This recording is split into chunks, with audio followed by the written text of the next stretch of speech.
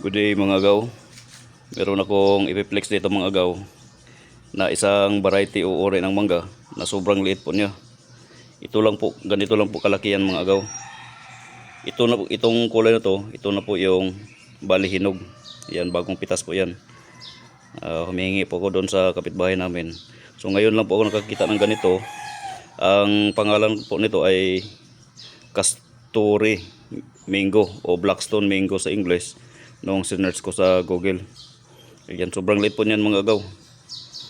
Ito po yung hilaw niya. So naninibago po agaw dahil ngayon lang po nakakita ng mangga na kulay itim kapag nahinog. So ito pag hindi pa masyadong hinog, ayan, may kulay berde at saka parang violet na kulay. So pag total hinog na, ito na, itim na. Ayan po. Yan, sobrang itim. At saka sobrang liit. At i-compare ko ito mga agaw dito sa apple mango ko na malaki.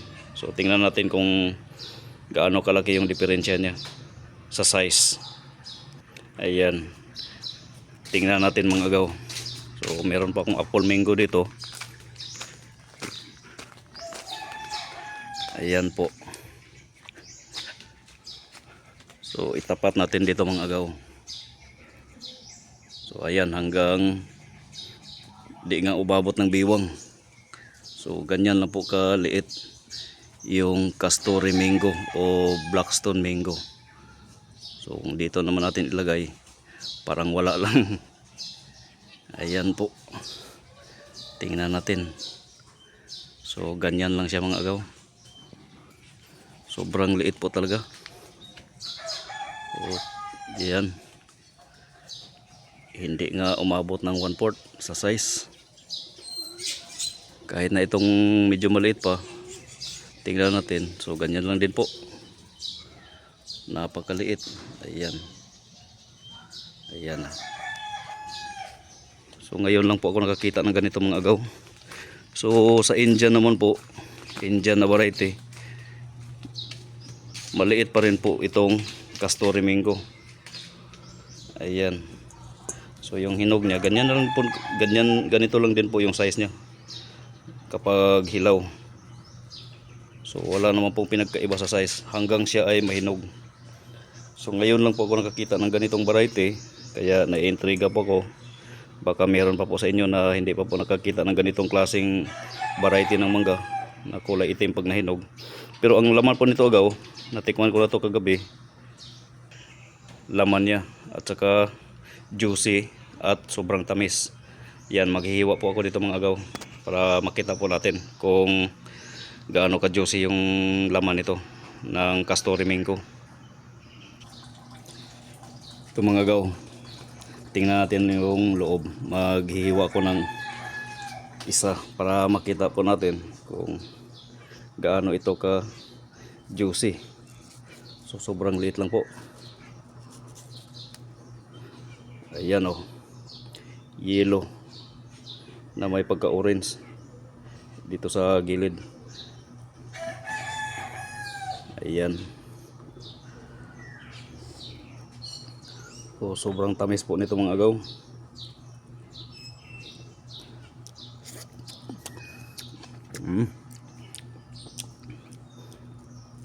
Yung texture niya ay may halong parang hinog na wani na mangga dahil sa tamis, at saka yung mangga Bisaya yung kung tawagin ito sa amin, yung maliit.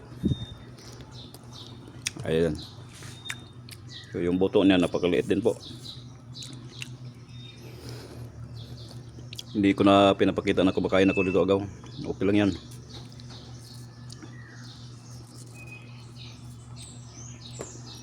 So ito lang po yung buto niya. Ayan. Iwan ko kung ilang taon kaya ito bago mamunga pag buto yung itinanim. At hindi ko rin po alam kung pwede ba itong markot or grafting. Ayan mga agaw.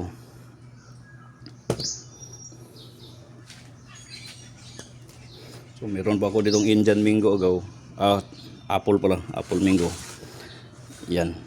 Tatapat ko dito sa apple.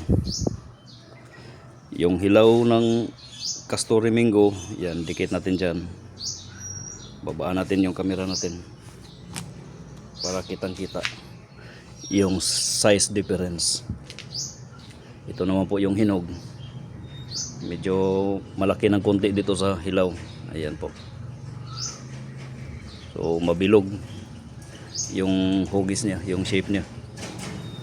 Ganyan lang po yan mga gaw. Okay. Maliit na maliit pero matamis. Ayan. So, dyan sila. So, hindi nga halos makita itong isa. Ayan. Pwede nga po ito ipatong dito. Pag di nahuhulog. Ayan, hulog mo na gaw. Ganyan na lang. Sobrang liit. So, ngayon lang po ako nito nakakita. Kaya, i-share ko na sa inyo.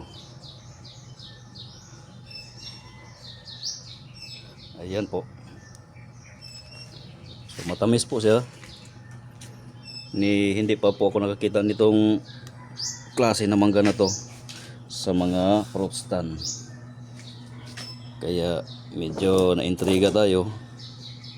At nang sinearch ko ay Castore pala yung pangalan. Meron po talagang ganitong variety ng mangga. Castore o sa English ay Blackstone mango. Ayan po mga gaw. Thank you for watching.